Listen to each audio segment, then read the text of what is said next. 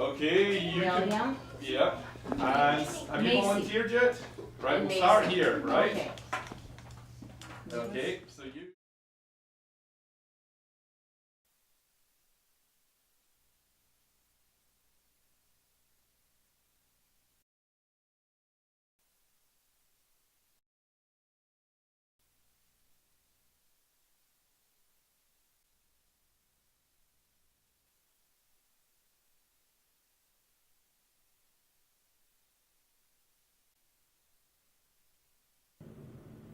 Science Academy arose a number of years ago, and it started with a partnership with Ellen Hopkins Elementary School. And we were looking for some after-school activity that we could provide for their students. And so we developed the Concordia Science Academy, which is this very large-scale event that takes place on a Friday afternoon in the gym right after school. And we bring over about 40 or so Concordia students, set up 25 to 30 different stations. And there's anywhere from 180 to 200 elementary students who just go around and do whatever they'd like to do. There's not an adult there really telling them go here and go there, so they're free to really explore. And we've expanded into doing smaller scale shows, and this is through the work of Dr. Graham Wiley. It allows me to basically use that talent in a way that sorry, can we rewind that one? So basically, most scientists have a pivotal experience early on that they get really excited about science. The one that really locked me on the course was getting to make aspirin from willow bark, from the actual bark of willow trees when I was in high school. But just up to that point, I'd had science teachers that were really encouraging, that encouraged me to ask questions, you know, got me excited, and I'm a big science fiction geek as well, so that doesn't hurt. I think the value of the program is to show these kids that this science can be fun. So it's educational and it's entertaining. You don't want kids to kind of look at science, and if you look at what stereotypes of science are, science is too difficult for me. You have to be really smart to do it, or science is really boring. Let's kind of get them excited. Let's fire them up. So that's kind of what I see as the benefit, is it encourages kids to think, I can do this. So it's an educational and entertaining is really how I look at it.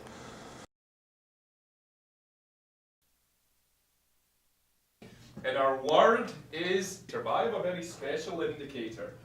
And this is my indicator over. I made experiments with Dr. Graham. I made colors. One was pink and one was green, and the other one was pink, and I poured the pink into this one, and now it's kind of changing to blue. We put colors in it. 3 were red, 3 were orange, 3 were yellow, 3 were every color of the rainbow. And my color was blue. And we added water to it, and they're going to become ice balloons. Where you put it on a stick, and then you put toilet paper on it, and then Dr. Graham blows the toilet paper and it goes everywhere. Science. We made cabbage. We put cabbage in this little machine, then it mixed, and no one wanted to drink the cabbage smoothie. We also do an experiment. Well, I think it's important for little kids to be able, to be exposed to that at such a young age, because I didn't have that, and so eventually I found my way to science. But I think it's important for them to see it at such a young age that they can be a scientist, and they think science is really cool, and they can go somewhere in life with that. Probably oobleck. So that's it's made of cornstarch and water, I believe, and you can hit it with a hammer and it gets hard, but when you put your fingers in it, it's really slimy, so you can pick it up, but then it turns hard right away, so that's really fun. The kids really enjoy that one. One that's going to be sounds good. Can I blow some air in it? Thank you very much. Thank you very much. You can sit down and see. So I'm okay. I'm still here. Did you know that? Okay. Bye bye. So it looks like we are okay and going super good. Pour it into my hand. It's okay. Slowly. This is going to be so cool. Go. Since I'm going to see if there was any danger around here today, and the rescue bots at my house, and you drive all the rescue bots around and you save the day. I'll go through. And there's Okay, a let's it's learn only the colour. driveway. Only colour. Today or tomorrow. Going, pour faster. Pour faster. You're going to have to get out of the jar. Are you ready? Okay, so are we ready? We're going to change this one to pink as well, right?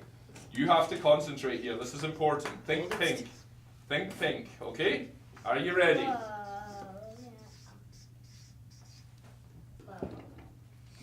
What did you do? What did you do? What did you do wrong? You made green, but I told you to make pink. Pull as hard as you can. Come on, Sam. Let go, let go. Watch this. I want you to pull Okay, Sam, as pull. hard as you possibly can. It's come apart. But when I flip the handles, I get some Tight. Don't really let go. tight, right? Don't let go. I'm going to lift you up. Let's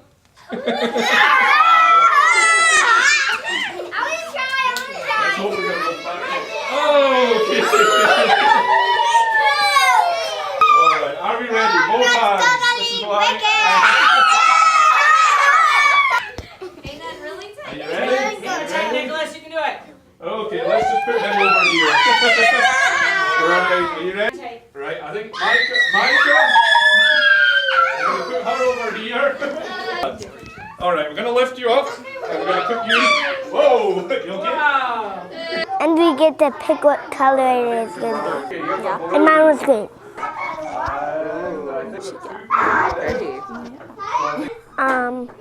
The goo.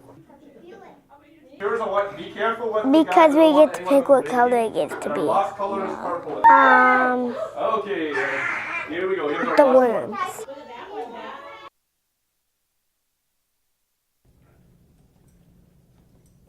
Be careful, because these are hot. So when we take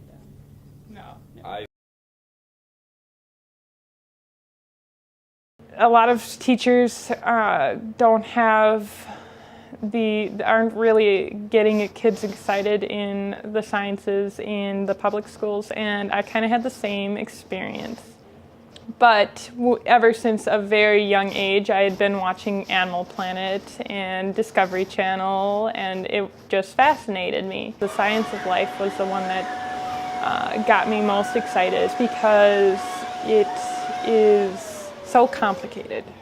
How can life be so diverse, yet we have the same 4 nucleotides that make up our genes? And how can some of these things survive in the environments they live in? Like some of these thermophiles that live at the bottom of the ocean in these 100, 200 degree vents, that they survive just fine, and that's how they live. I always had a very close association with molecular biology and genetics just because everyone is made of the same type of things, essentially. The same type of DNA. You could put a fungus DNA in us and we would still express it. And we're related to fungus in like 70-80%. Mammals are, and it's just crazy to see how related we can be, but so different. And I just have always found it really interesting to see that diversity.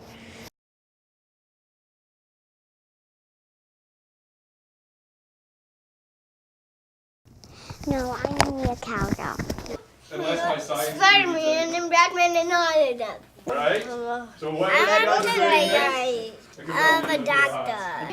1, 2, 3.